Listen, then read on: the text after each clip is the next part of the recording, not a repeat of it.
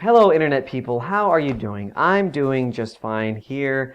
I'm actually going to be having a crazy weekend, and while I was hoping to discuss something that was a bit more complicated, I am actually just going to have to cop out and discuss something that's easy to talk about.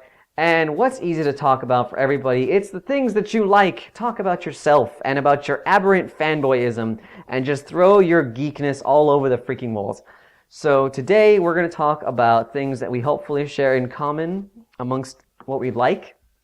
And let's go ahead and get started with the first one of discussion, and by far my absolute favorite.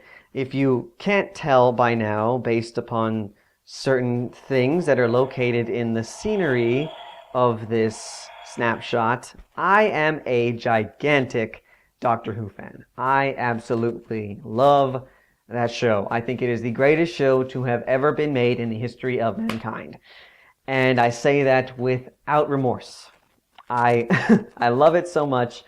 It's basically the show that convinced me to start making a web series because there are just so many things about that show that are not super duper ultra budgeted, at least when you go back to the Russell T Davies years.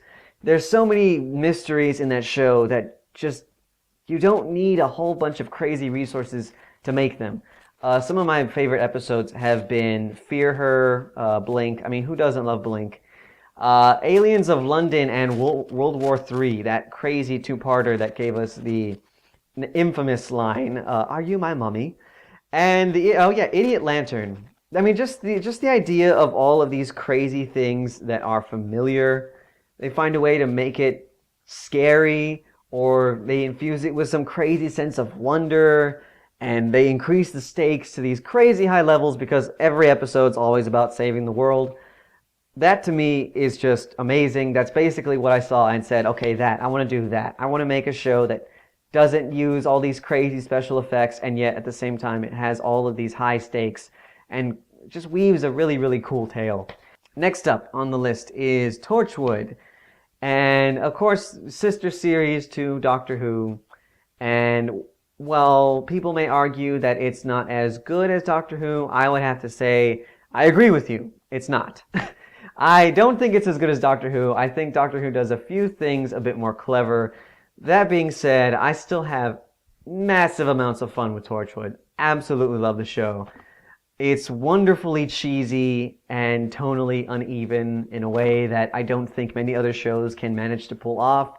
There's not many things out there that have all of this death and violence and hardcore gore and blood and then manage to follow that up with a joke that's genuinely chuckle-worthy or funny or hilarious.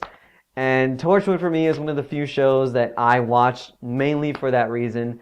And you can see shades of that in Arcana a bit. You've got things that are just deathly serious, and then you follow it up with something that's totally not on the same level, and you just throw people off. I love that feeling in general.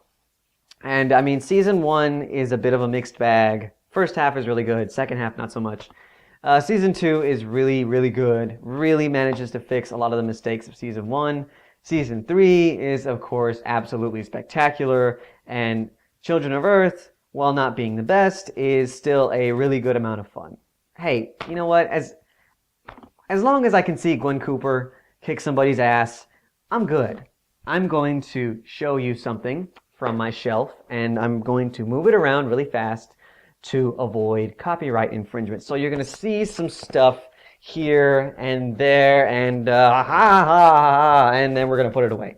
But yes, if you can't already tell, look at if you can see that, I am a huge, gigantic fan of the alien mythos. I mean, I love the first movie, especially, is high on my list of greatest things I've ever seen in my life. I actually saw the first movie when I was about 3 years old, and it scared the ever-loving toddler shit out of me. I probably had nightmares for about 10 years straight after that point.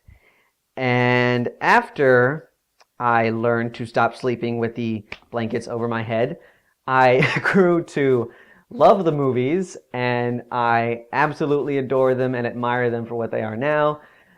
I pretty much credit it completely for getting me into science fiction. Because while I was scared crapless, it was all of the other aspects of those movies like spaceships and creatures and mysteries and other planets and other worlds and all this stuff that just really got a hold of my interest in the midst of all these really scary elements that I just could not stand to watch when I was a kid. And of course, if you are any fan of that movie, you are probably like a schoolgirl shaking in your boots about Prometheus. Cannot wait for that movie. Next up, this is one that I actually, I'm a fan of and I like, but I'm surprised more and more as to just how much I draw inspiration from it, and that's Firefly. I am in the big Firefly camp. I love that show. I think it's great. I don't have the box set. I did have the iTunes, the whole season in iTunes at one point. But yeah, it's on Netflix instant. It's on Amazon, so I kind of don't see a point into owning it unless there's a set of special features that I really, really want. But if there's something that I've drawn from Firefly, it's the sense of sarcastic comedy. I love sarcastic comedy. I think it's my favorite form of comedy. It's the one that comes most natural to me as far as writing.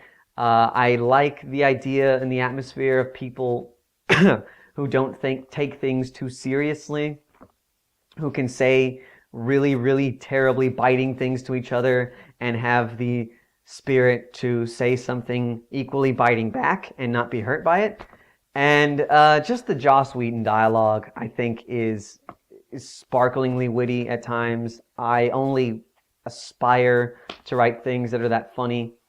And I mean, you'll see shades of that here and there. And then, of course, the last one on my list is not so much a property, but a person, and that is Christopher Nolan. And that might be kind of cliched to say, especially in film school, that you're a fan of Christopher Nolan because there are so many of us that exist. But I, for one, the Dark Knight is pretty much what convinced me to come to film school. And I have a huge love for mystery stories and film noir. Just absolutely adore the genre. And the Batman movies have a certain sense of mystery involved, but if you go a little bit further back into Christopher Nolan's career, into things like Memento, things like Following, which I absolutely adore Following. I think it's one of the best neo-noir films ever made.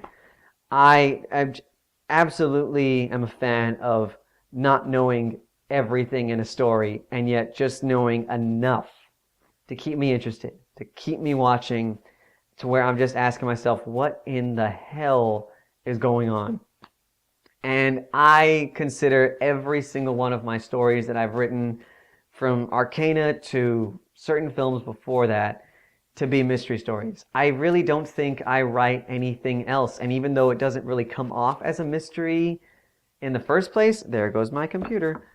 I think in terms of mysteries. I think in terms of what can I tell people that is not showing the whole story, but is enough to just not lose them. I want them to be intrigued, but I don't want them to know everything. And that's really the style that I find most comfortable writing. And that's all I can really say for now. But anyways, there you go. Those are the things that I like and I'm a fan of, and hopefully you are too. Leave some comments down below if there's anything I've said that you can relate to. And that's all we have for today. So thank you guys for watching, and I will see you next Sunday.